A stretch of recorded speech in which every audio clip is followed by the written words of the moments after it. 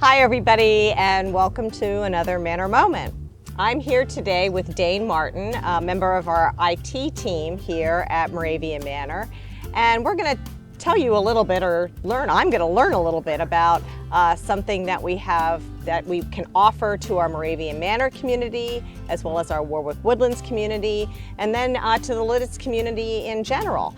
And we like to call it the Virtual Manor because what we're doing is we are bringing Moravian Manor virtually to you in your home, in your residence, and so forth. So here it is. Tell me a little bit about this gadget. Yeah, well, gadget, yes. Naturally, as an IT person, I'm excited for any time we get to integrate technology with work, and this is an excellent way that we can reach the community through a piece of technology which allows a resident or a person, aging person, to stay at home, aging in home. Yep, I think you said this statistic. Yeah, it's becoming more and more popular.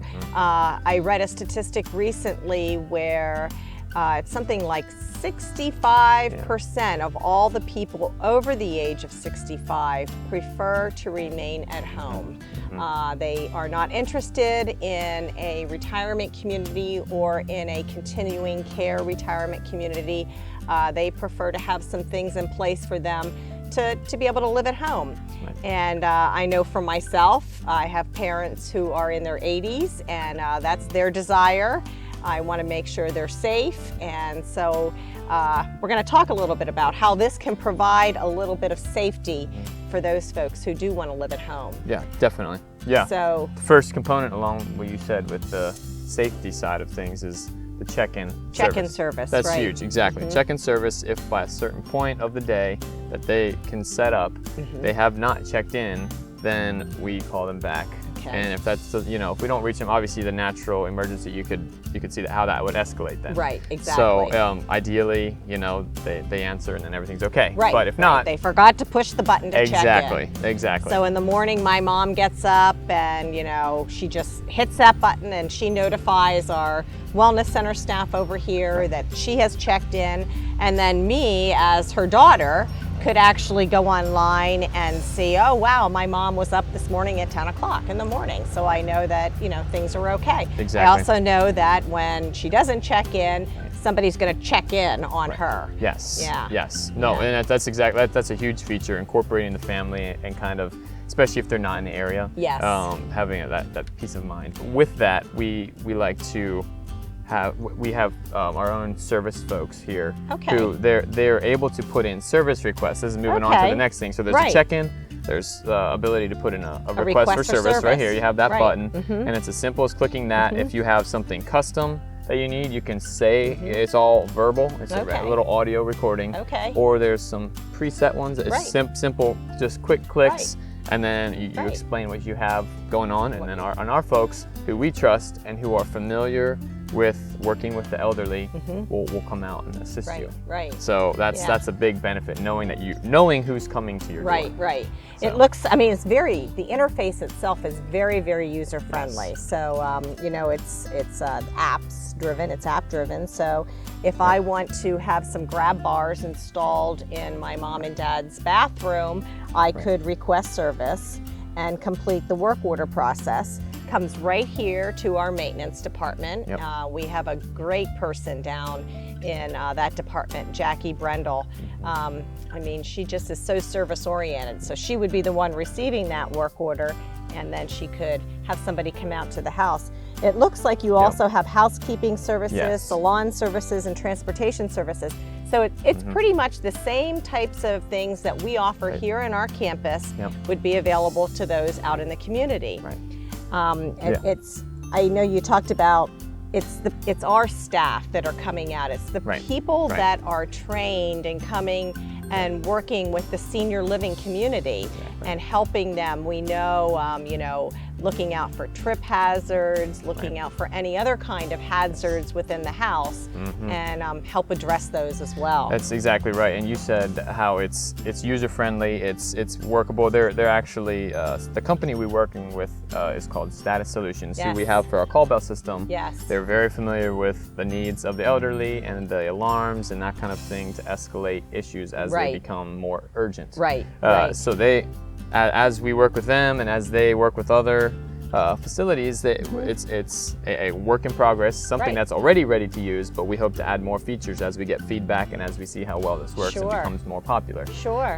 So yeah, it's definitely a future oriented, something that is up and coming. We think it's going to take off. Yeah, I know you were mentioning that there are, constantly changing, and I think that is based on feedback that you're getting from the test population that you're using it on now, that there's a certain feature that they would like, and then you're working toward that. Yes. I like this staff directory too, because kind of going back to those maintenance requests or housekeeping requests, if I put a request in like that, my parents would know who's going to come out to visit with them, what that person looks like, what their telephone number is, what their email address is. So a little bit of peace of mind when somebody is knocking on that door, you know exactly who's coming out. Yep, and you get familiar with the staff, and so you get a basic understanding of some of our people here. Look at, I'm clicking through there and I'm able to go back and forth. I noticed this calendar here. This is kind of intriguing to me. What is the calendar all about? So today is July the 31st. Let's just use that as a test. Yeah, perfect. I'll go ahead and select July 31st, 2017. Oh, I noticed there's exercise class, a duplicate bridge, and ladies pool.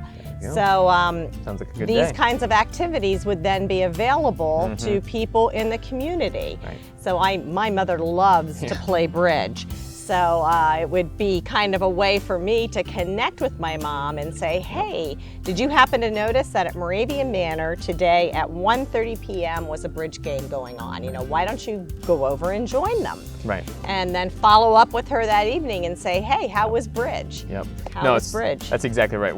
The two big things, like I said at the beginning, there's certain factors that we think will really get people excited about something like this. One is that safety side of things, with knowing who's coming out, knowing that you have to check in. Then just as huge of a drawing factor would be the social component. Yeah, if you're around the area here, or you have children, like we said, out of state or something, they can help to see what's available, may even sign you up for something. Right. If they say, hey, I think they'd be interested in this, if there's a trip fee associated, they could pay it as a gift, ask you how it went, and that the transportation's taken care of, and that there's people looking over and kind of in charge of that. Right. So it's a great way to stay connected with other people, right. and some of the same desires to go on those trips. It's interesting, I had a conversation recently with the police chief here in Lititz, Kerry Nye, and we were just talking, I was just asking him in general, what are some of the problems that you see with the senior community in Lititz that do want to age in place and stay at home?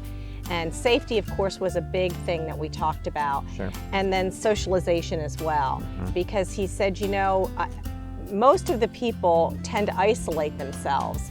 And so if they're not out in the community socializing, nobody really knows, what's going on in their world. So I kind of see the socialization and the safety piece working together, to make sure that they have a quality life as they live in the community. Yeah. And then the whole work order system, being able to put in a work order for grab bars or changing light bulbs. A lot of the homes that we live in today, any home, I don't want my parents crawling up on a ladder at their age and changing a ceiling light. It's one thing to change a bulb in a lamp, but it's another to change a bulb in a ceiling light. Sure. So yeah, I think that the desire to stay at home, age at home, is a great one, and it's a lot of people familiar with what they have there at their house. We have a good reputation here in the heart of Lititz, and we'd love to extend that reputation out and help people out as they have that desire. In the community. Yeah. Moravian Manor is a community within a community, and it's not only do we want to serve the senior community here on our campus, but yes, we'd love to serve the senior community in the Lititz area or the surrounding area. Yeah. I think you're looking at like a 5-mile radius. Am I correct roughly. with that? I think a 5 mile. Because I don't think you're right. In order to give quality emergency service, you can't send somebody a half hour down the road to check in when they don't check in. Right. Exactly. Yeah. So that 5 mile service radius gives us the option to get guys out there to help them out as well. So, I look at the interface. Orientation is another big piece. And really this thing is easy. Right. It sits right on a countertop Yep. or on a table side. And without even turning it on, it tells me what the day of the week is, what the date is, Yep. the time of the day, and it gives me the weather. Yeah. So I know if I need to wear a winter coat or if I need to wear flip-flops. So today is 86.1 degrees Fahrenheit, and it's Monday, July the 31st at 2:31 in the afternoon. Even has this nice wireless charging feature, so you just set the tablet right on, clicks in, and there's no cords associated. If you need to walk around the house with it, set on it, no problem. Yep, and the whole talk to text. Yes. I worked today to help one of our residents who got a new cell phone, and it would be much easier if I could just talk to the cell phone and have it do what I want it to do. Sure does. So this has that ability. So if you're not quite sure how to type things in or select this or select that, it'll do it for you, right? Yeah. Oh yeah. It's a great. It's very easily able to be used with the elderly, as the sometimes the keyboards and that kind of thing can be a little more difficult. Right. Yep. So if I'm interested in this. Yes. But honestly, the easiest way would be to call our front desk, 626-0214. That's correct. There we go. Our receptionist line. Yep. And she'll be able to direct you to the IT department if you're curious about how to actually get one of these. That's us. Or the maintenance if you have a question of how that whole process works, or whatever facet of this you're interested in. Right.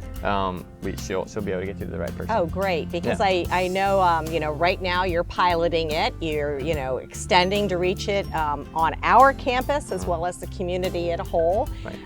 It's something that you can install on your own iPad, or it is something that you could, if you needed the iPad, you could get the whole package deal through it. So I think there's different kinds of programs available. Yes, that's correct. And we just need to find out which one fits best for who each individual person is going to use the service. Yeah. Well, very good. Exactly. Try and keep it versatile so that it matches the needs. Exactly. Yep. Exactly. Well, it's very exciting. Yes. Very exciting. Definitely. So, well, thanks so much for joining me here today, and I hope those of you who are watching are interested in the Virtual Manor, and you'll give us a call here and come into our community. Have a good day.